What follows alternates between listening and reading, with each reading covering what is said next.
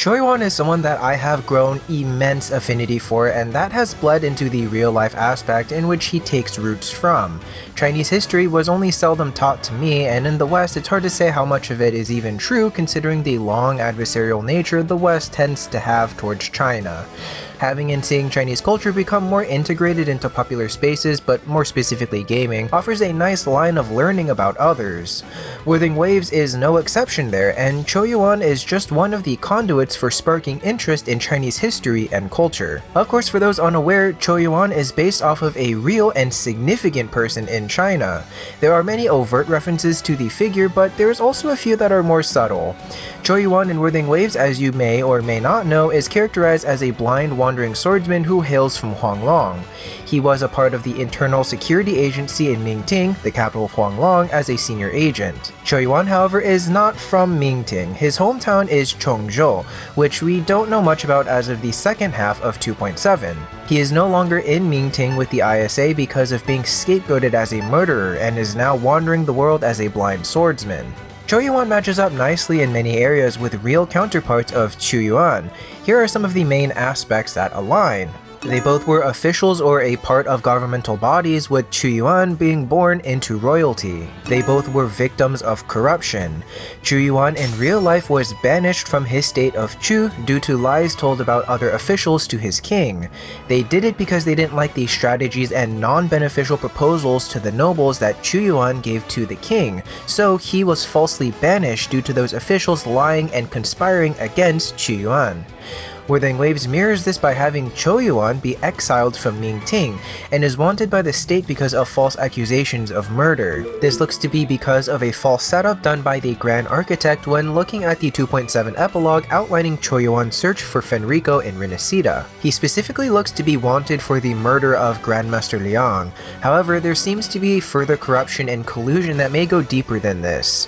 Through that quest, we learned that Mingting is still corrupted, influenced, or being watched by the Fraxidus through the Grand Architect's trickery.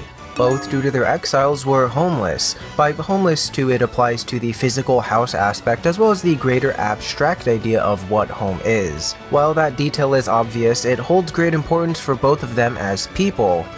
Qiuyuan's exile was one that is seen or has been described from how I understand it as one that had a lot of suffering in it. Both him as a patriot of his state being backstabbed by shady officials and him having to witness the suffering of people abroad the state in which he traveled to due to his exile. Qiuyuan lost his home in the end with the Chu state being conquered by the state of Qin, and he was unable to see the fruits of his loyalty. Qiuyuan, similarly, is one that has been unable to find a place that he calls home. In 2.7, that's one of the ending notes given to us about Qiuyuan and how it makes him feel, but it can be read more about in his character notes.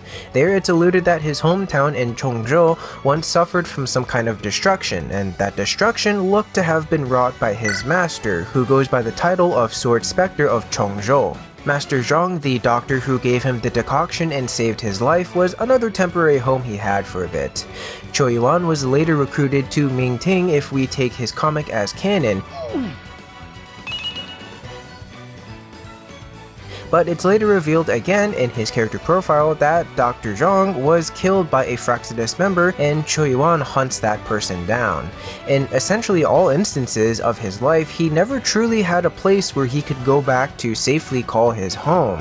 His Chongzhou village was destroyed, Dr. Zhang was killed, and Mingting is a corrupt capital that framed him and now hunts him. This aspect of home can also be seen in his Midnight podcast, where one of the things he questions is in relation to Rover's home and what kind of place it's like upon their return. For Qiuyuan, this is a point of reminiscence and a tugging reminder of something that he hasn't had for a long while. This also coincides with the through line of Qiuyuan's theme of departure and Qiuyuan's Li Sao also being translated as the sorrow of departure.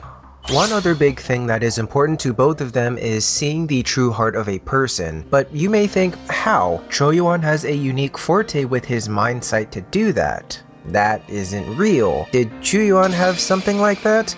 Well, there's a reason for this specific detail. When visiting his monument and museum residing east of his hometown in Zigui County of Hubei Province, one of the things you'll find there is a well. And according to legend, because during that time there were no mirrors, the water in the well was used as a mirror which he would look into whenever he needed to make himself be more presentable.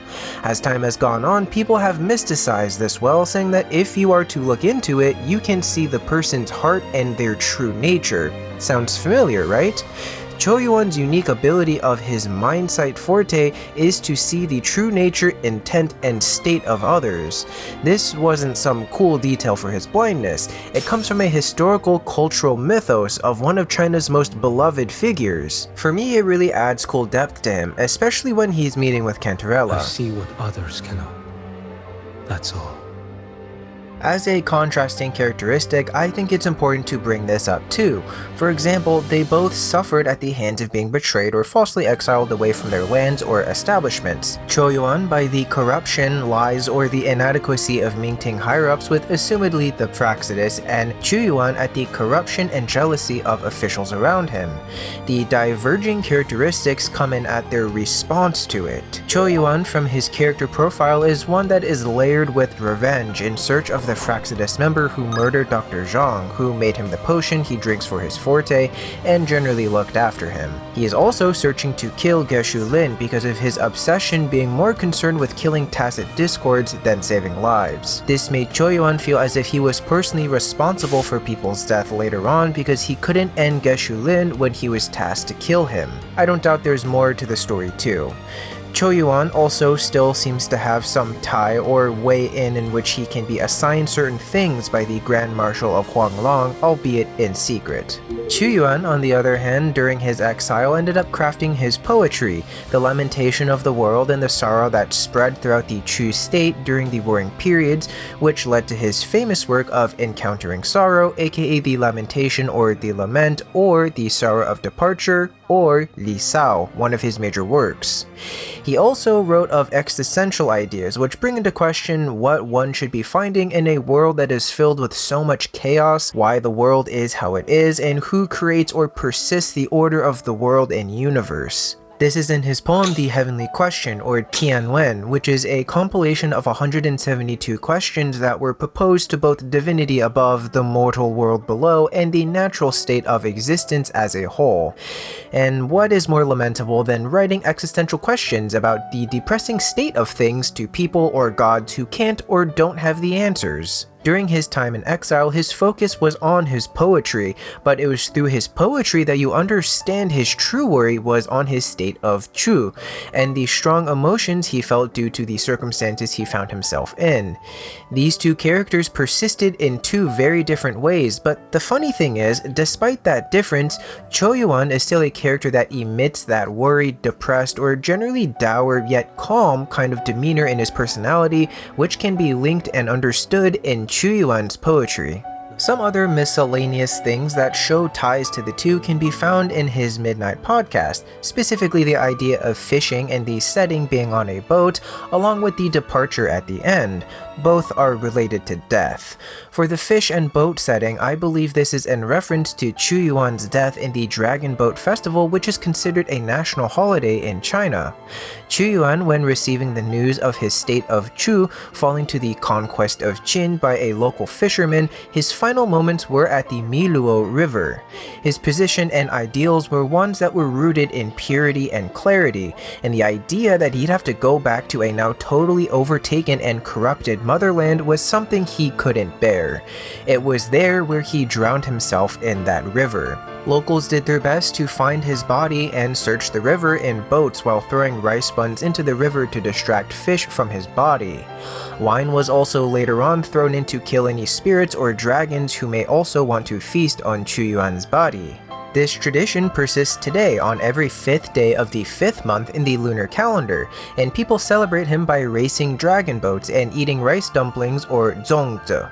Back to Qiuyuan, him being unable to catch fish could be looked at in a metaphorical sense, but it could also have a double meaning which is alluding to the history of Qiuyuan.